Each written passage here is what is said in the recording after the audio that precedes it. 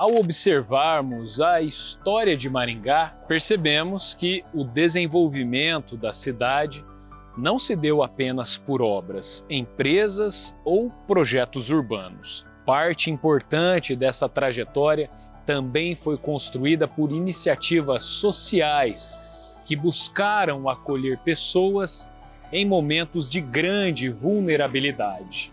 Entre essas experiências, uma instituição marcou profundamente a história da assistência à infância na cidade, o Lar Betânia.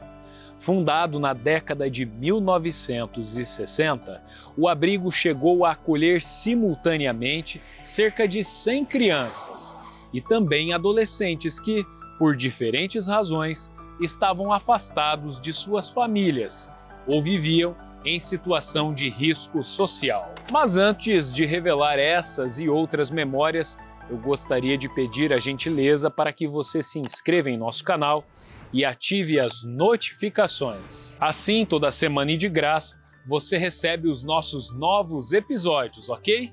Mas afinal, como surgiu o Lar Betânia? Quem esteve por trás dessa iniciativa? E qual foi o papel da instituição no contexto social de uma Maringá que ainda se consolidava como cidade? Para compreender essa história, precisamos voltar aos primeiros anos da década de 1960. Sejam bem-vindos ao Maringá Histórica.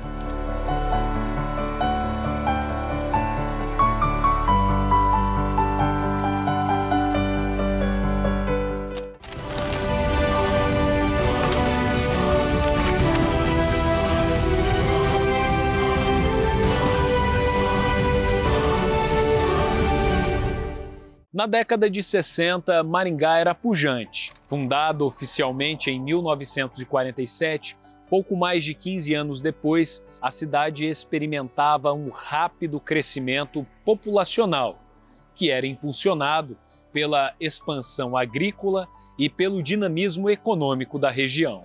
Esse crescimento, contudo, também trouxe desafios sociais. Entre eles, o aumento do número de crianças em situação de abandono ou vivendo em condições precárias. Naquele período, as políticas públicas de assistência social ainda estavam em processo de organização no Brasil. Grande parte das iniciativas de acolhimento à infância dependia de atuação de entidades religiosas ou de grupos independentes. Foi neste contexto que surgiu o Lar Betânia. Fundado em 17 de julho de 1965 por iniciativa de Maria Arlene Lima Justus, ligada à Igreja Missionária de orientação protestante, o Lar Betânia conquistou apoios importantes da sociedade local. Filha do radialista, escritor e político Ari de Lima, influente liderança de Maringá,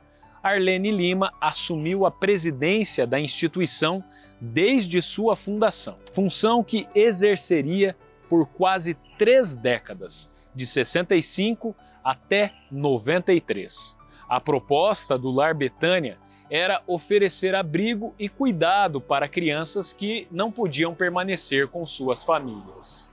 O trabalho começou de forma bastante simples, ao atender 6 crianças, instaladas em uma propriedade rural. A iniciativa parecia modesta, mas rapidamente ganhou relevância à medida que crescia a demanda por acolhimento infantil na cidade. Com o passar dos anos, o Lar Betânia ampliou suas estruturas. Em 68, foi inaugurada a primeira casa de alvenaria destinada aos atendimentos das crianças. Esse modelo seria expandido gradualmente. Depois, o Lar Betânia foi instalado aqui, em uma propriedade na Zona 8.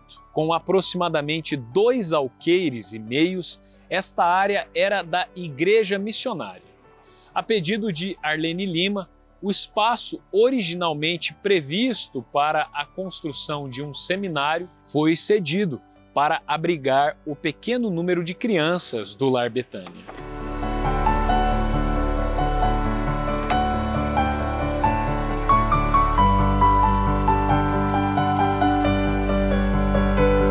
relevância da instituição foi tão grande à época que, em 71, um projeto de lei tentou alterar o nome da então Estrada MA-500, em que a instituição estava instalada, para Estrada Betânia. A proposta se tornou lei, mas, como sabemos, a ideia não prosperou e a via passaria a ser conhecida como Avenida Gedner. Ao longo do tempo, a instituição passou a contar com 6 casas, organizadas no chamado sistema Casa-Lar, uma forma de acolhimento que buscava reproduzir um ambiente familiar dentro do abrigo. Nesse modelo, cada residência era responsável por um pequeno grupo de crianças, supervisionadas por uma adulta, que exercia o papel de cuidadora. Mais tarde, essa função seria formalizada na legislação brasileira com a figura da mãe social, regulamentada em 1987. Esse formato procurava oferecer um ambiente mais próximo da convivência familiar, diferentemente dos antigos modelos de grandes orfanatos coletivos. Durante diversos períodos de sua história, o Lar Betânia chegou a atender até 100 crianças simultaneamente, quando recebia menores encaminhados por diferentes órgãos da rede de assistência social. Muitas crianças que passaram pelo Lar Betânia hoje são adultos que ocupam espaços de destaque em nossa sociedade. Este é o caso de Maria Madalena Martins Alves, a conhecida Madá, servidora pública aposentada que segue sendo muito requisitada para diversos eventos, afinal, ela é uma das maiores cantoras de Maringá. E nesse sentido, o lar chegou a ter discos gravados e lançados com seus jovens cantores acolhidos. Ampliando as suas atividades e também estrutura, a entidade contava com o Centro Educacional Betânia, que ficava na Avenida Londrina. Além dele, com o Recanto Betânia, no Maringá Velho, e o Recanto Agrícola, no distrito de Iguatemi. Um marco decisivo foi a criação do Estatuto da Criança e do Adolescente, o ECA, em 1990. A nova legislação passou a priorizar, sempre que possível, a permanência da criança junto à família biológica, ou, na impossibilidade dessa convivência, o encaminhamento para famílias substitutas, ou ainda o acolhimento familiar temporário.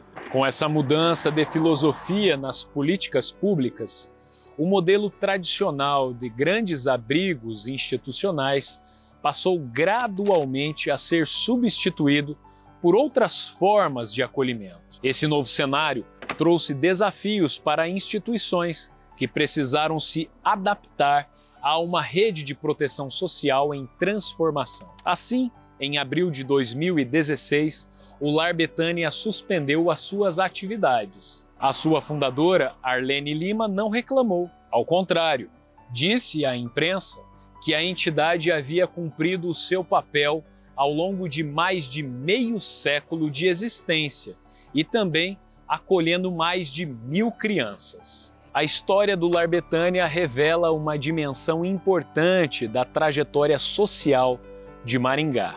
Criado em um período em que a cidade ainda estruturava suas políticas públicas de assistência, o abrigo representou, ao longo de décadas, uma alternativa de cuidado para crianças que precisavam de proteção e, sobretudo, de acolhimento. A sua atuação esteve ligada ao esforço de pessoas que, diante de dificuldades de seu tempo, buscaram oferecer suporte e dignidade a centenas de jovens. Mais do que um espaço físico, o Lar Betânia tornou-se parte da memória social da cidade, refletindo diferentes momentos das políticas de proteção à infância no Brasil. Se você gostou, curta, comente e compartilhe a mais este episódio com seus amigos e familiares. E vocês já sabem, há história em tudo que vemos. Um abraço e até a próxima!